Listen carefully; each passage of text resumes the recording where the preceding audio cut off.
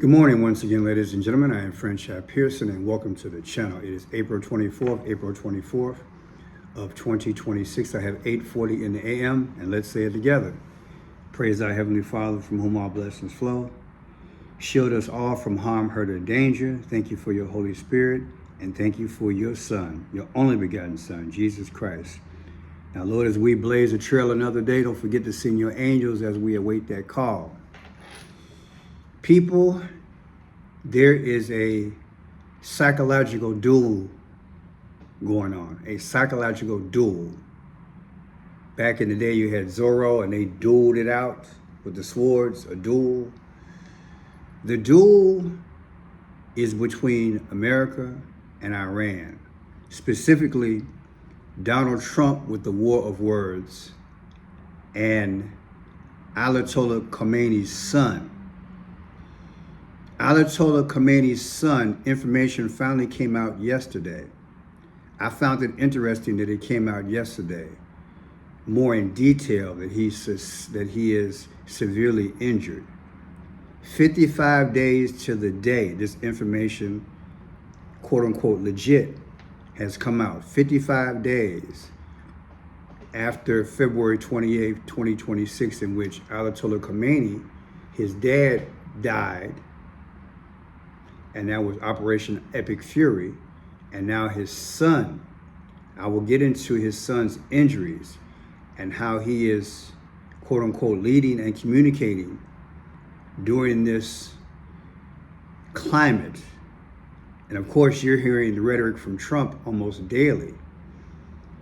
Pete Hegseth and the commander of our armed forces, they spoke this morning. Maybe I'll watch it a little bit later, but everything's culminating. Another piece of the playbook I want to go into. Why now? Why now? And yesterday, April 23rd, I reported this briefly last night. Why did Trump extend the talks, this time I believe with Lebanon, for 3 weeks or 21 days? Remember, it was 21 days. It was 21 hours when J.D. Vance was over in Pakistan. They negotiated a failed peace. The 21. Why are they using 2-1? This 3-week addition, this grace period that Trump is giving them, it concludes on Israel's birthday. Yes, May 14th of 2026 is Israel's 78th birthday.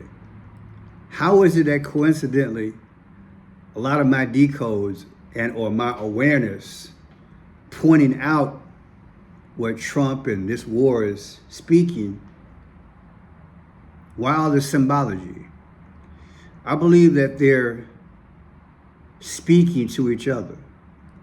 I have a good friend, John. He says that often, and I have to give that more consideration. We live in a time of Skype and Facebook and things like that.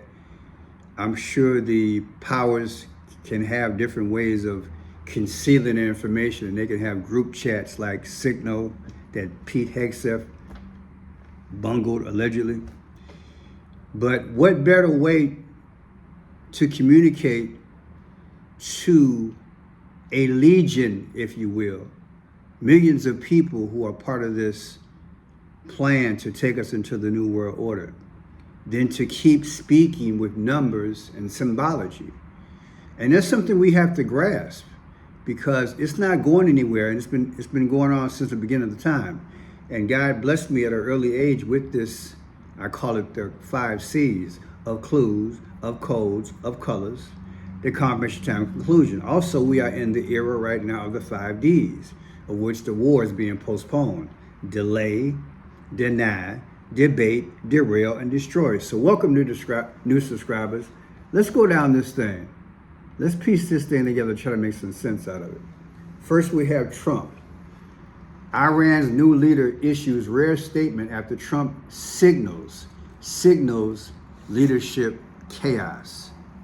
Leadership. Trump is trying to do the old school method that he has been utilizing before and that America has utilized before. Starve them out. Sometime America uses sanctions. Sometime they do other economic ways. So now we have a blockade. And what was the number that I heard? Iran's losing X amount of millions of dollars per day because American Navy ships are blocking the Strait of Hormuz. Check it out. Trying to force the fox out the foxhole, right? Epic fury, President Trump says he is looking for an everlasting deal with Iran, but he says it's tough because their leaders are fighting like cats and dogs. Madeline Rivera joins us live from Washington with all of these details. Good morning, Maddie. Good morning, Ashley and Todd. President Trump indicates he is not rushing to make a deal with Iran because he says infighting within the regime's leadership has complicated negotiating efforts. He says Iran is the one under pressure, arguing their infrastructure could crumble if they don't get their oil moving soon. They have all new leadership and they're fighting like cats and dogs for who's going to control. Because we've created a real mess for them. But I also took a little break. I gave them a break. And remember this, I want to make the best deal. I could make a deal right now. Do you know that if I left right now, we had a tremendous success. It would take them 20 years to rebuild, but I don't want to do that. I want to have it everlasting. Iran's supreme leader now issuing a rare statement denying that Iran's regime has a rift. He says due to the strange unity created among compatriots, a fracture has occurred in the enemy. Cohesion has become even greater and more steel-like, and the enemies will become more wretched and diminished. The enemy's media operations intend to undermine national unity and security. May our negligence not allow this sinister intent to come to fruition. The president suggests the U.S. stands to benefit from the ceasefire, provided Iran does not lay mines on the Strait of Hormuz. And today, the Pentagon will have a press briefing at 8 a.m. Eastern Time. So yes, the press briefing is going on as we speak. Now again, let's look at these dates. That was yesterday, April 23rd, 2026. The religious leader of Iran spoke 50 days after his injuries.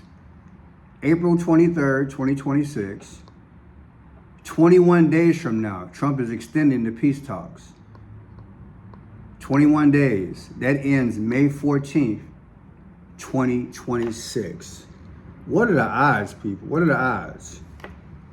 May 14th is Israel's date of birth. They send in signals, and the average person is not putting it together. But because you're here, you're seeing it. We're going to keep going down this gravy train. Now, the leader of Israel, which you haven't heard too much about till you really Google it or whatever, but he's still there, Benjamin Netanyahu. It appears that we've done an Eddie Murphy Trading Places and we're running the show now. And you don't hear too much coming out of Israel directly as to how this thing should be orchestrated. I don't know. I guess that's another day, another argument. But here is Benjamin Netanyahu's birthday, October 21st. 1949, leader of Israel. Let's see how he factors into yesterday's numbers. October 21st, 2026, his birthday this year versus yesterday, the difference is 529. Benjamin Netanyahu's birthday is exactly 5 months and 29 days from yesterday. What is 529? JFK, that's his birthday, 529, 1917. And Trump became president in 2017. When you think Kennedy, think Trump. They're talking to us, people. They're talking to us. Now, you also have this number. Yesterday, April 23rd, 2026, July 4th, 2026 is our 250th anniversary. That's 2 months, 1 week, and 4 days from now. What is 214? That would be the Super Bowl. And I've talked about in the Super Bowl, you go through a tunnel because the football players go through a tunnel as they come into the football field. And you guys know I've been creating videos about the tunnel or the archway or the gateway. I pet goat 2, the Antichrist, the sun god Ra, comes through a tunnel. And then the sun begins to rise after that. Janae, who was in Africa a few weeks ago, she died. May she rest in peace. April 5th, 2026, on her birthday. Her and her fiance are under a giraffe. Does that look like a tunnel or archway? Okay. And she's from Oregon. Oregon became a state on February 20th. Oregon, that's where she's from. Okay. Then you have Nancy Guthrie, who's been missing since what, February 1st of 2026. The person allegedly who got her overnight, he had to come through an archway as well, a tunnel. They talking to us, a portal, a tunnel, whatever you want to call it. And she's from Arizona, and Arizona became a state on February 14th. The only two states February 14th, Oregon and Arizona. But they're speaking, people. They're speaking to the time. So this decode came out to February 14th. Our next birthday versus yesterday come out to 2/14. Could something happen at the Super Bowl? And I also did a video a few days ago in relation that something could definitely happen on June 11th, the World Cup, because they come through a tunnel as well. Now check this out. This Ayatollah Khomeini guy, this young guy, he's the son of Ayatollah Khomeini. His birthday is April 19th, this is the elderly guy who died. April 19th, 1939. Let's look at his birthday in relation to this. April 19th, 2027, next birthday anniversary from yesterday's date. April 23rd, the difference is 5/14. Israel, again, their birthday is 5/14, which is the cutoff date for the peace. And then here's the son, which is severely injured. He finally spoke after 50 days.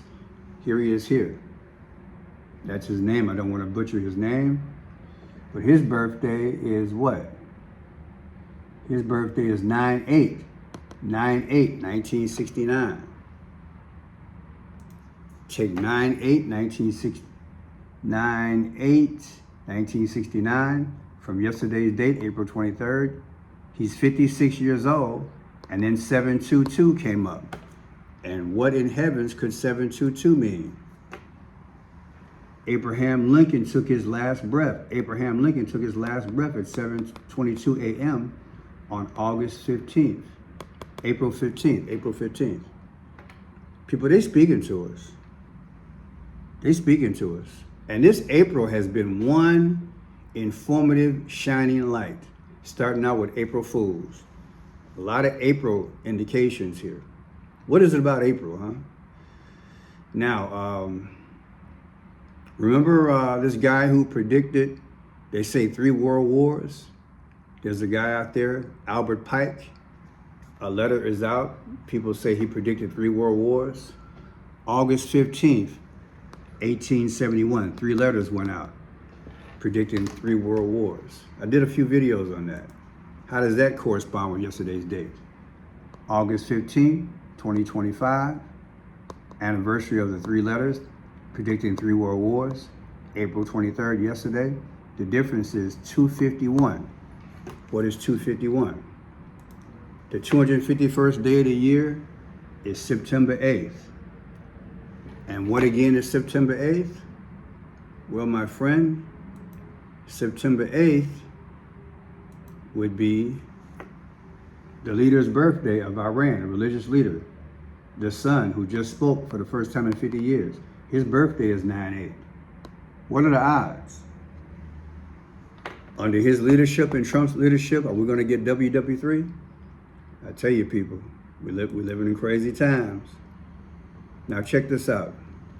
Here's a reporter. She's got on like maroon in the Purple family.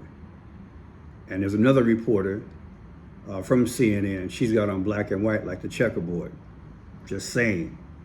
She's giving detailed information for the first time over the internet. Came out late last night about the physical and the psychological of Ayatollah Khomeini, the leader who also got injured. Mustafa Khamenei running the country in some sense, as you describe it. Let's just start though with his state. His injuries, you report, are disfiguring. There have been so many rumors, but you now have some facts. Can you tell us about his physical condition? Hi, Aaron. Thank you for having me. Mustafa Khamenei was gravely injured in the airstrikes on February 28th that started the war and killed his father, Ayatollah Ali Khamenei. He has suffered from severe leg injury. His leg has been operated on. There are suggestions that it may even be amputated, and he's waiting for a prosthetic leg. His hand has been operated on and it's gaining functionality. And more importantly, his face and lips have been severely burned to the point where it's difficult for him to speak, and he will require plastic surgery. So we know that he's gravely injured. We know that there's the president of Iran, President Pezeshkian, who's a heart surgeon, and the health minister are in charge of his health care, and he's mostly surrounded by a medical team in a hiding place. And access to him is incredibly difficult. And that's probably one of the reasons why we haven't seen the new Supreme Leader in any video messages. Nobody has. And his voice has not been heard. To the extent that he's communicated, it's been with written statements read on state television. I mean, Now, if this is true, man, can he rehab? Now, she goes on to talk about how he's communicating, because they have to do old school. They have to keep him hid. No radio, no internet, no nothing. Everything's by hand and delivering everything old school style, written down. From this interview, I don't even think he can write. But he's got faithful followers who are communicating. you're reporting about. But on this issue of what sort of control he has, how is he even communicating with them, given that you're reporting they can't go and visit him? How is the communication happening? Well, they can't go visit him. There's absolutely no electronics around him because of possible tracing him through electronics. So there's no telephone, there's no email, no video. So the only way is sort of the old way.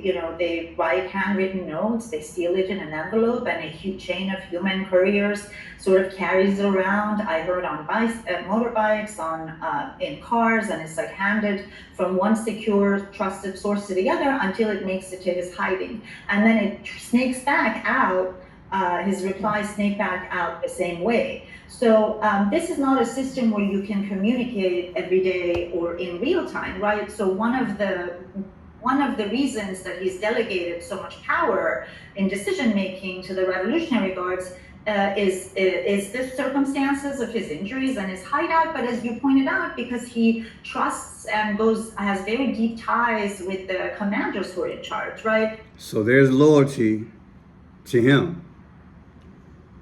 People, I don't care how you cut it. This spells revenge. When you have the son of the religious leader, arguably who has been keeping things solid, quote unquote, a cohesion, when he's dead, and now it's in the hands of his son who's injured and can barely speak, and they have to communicate for him, that spells revenge. Forget about all the he say, she say. Just you can theorize and say, this is why they haven't given up. It's a whole different soldier mentality over there. But yeah, they're communicating one way and Trump is communicating another. Now let's look at these dates, because this is interesting again. We literally have yesterday's date versus the day that he was injured. And I said the wrong numbers, but anyway, February 28th, 2026 is when this guy was injured and his dad died. Yesterday was his first statements, they say, through certain channels, and this lady, somehow she got quote unquote legit information. That's 55 days. Well, people, Julius Caesar died at 55 years old. It appears to me that the war of words, it's connected to Trump's fate in relation to history. Julius Caesar died at 55 years old. Trump is the modern day Julius Caesar. And that's why I'm saying they're going to take him off stage. He's not going to take a nap. But you can see by my decodes almost daily, they're speaking.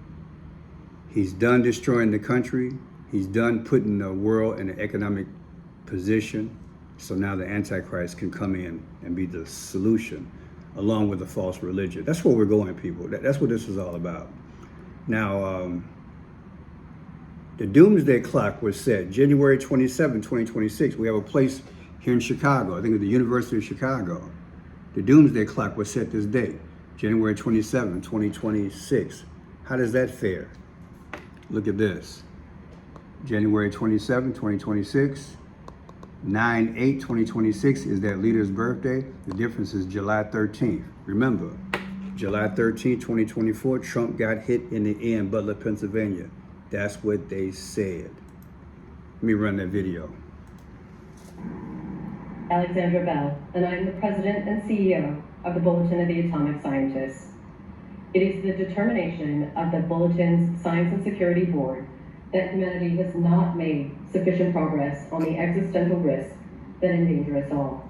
We thus move the clock forward. The doomsday clock is a tool for communicating how close we are to destroying the world with technologies of our own making. The risks we face from nuclear weapons, climate change, and disruptive technologies are all growing. Every second counts, and we are running out of time.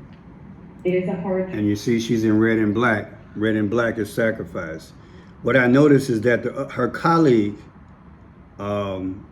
he spoke, and look what I found. Right above Mr.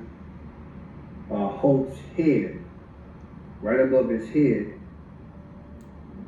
you know, this is the doomsday. Well, his name is Daniel Holtz. This is, I guess, like his area where he does teaching. That's why you have all the Einstein stuff going on. But I noticed something as he was speaking, okay? Now, I'm not saying it was deliberately there, but I find it interesting. And I want you to see it. As he's speaking, literally as he's speaking, his head is right above the W and the X. Below his head, below his head. W is the 23rd letter of the alphabet. X is the 24th letter of the alphabet. W and X. W 23, X is 24. The total was 47. So right above his head was the X and the Y. X is the 24th letter of the alphabet. W is 23. Come out to 47, that's Trump. And the man that's solving, in my humble opinion, the man that's solving, waiting in the wings between Trump and Ayatollah and NATO and whomever, watch this. Do you still feel that hope in our country? I do. You know, the first time I was on the national stage and I talked about hope. Hope in the face of difficulty. I reminded people hope is not blind optimism. The audacity of hope. Hope, it arises in the face of difficulty, in the face of uncertainty. And obviously we're going through some uncertain times, but when you look at the sweep of American history, we've gone through rough patches, and we tend to come out on the other side of them stronger. Do you still... Between him and the false prophet, the religious part, they're going to present it to us in this generation. We are the generation. Stay right, get ready for the flight. Jesus is coming soon. God bless.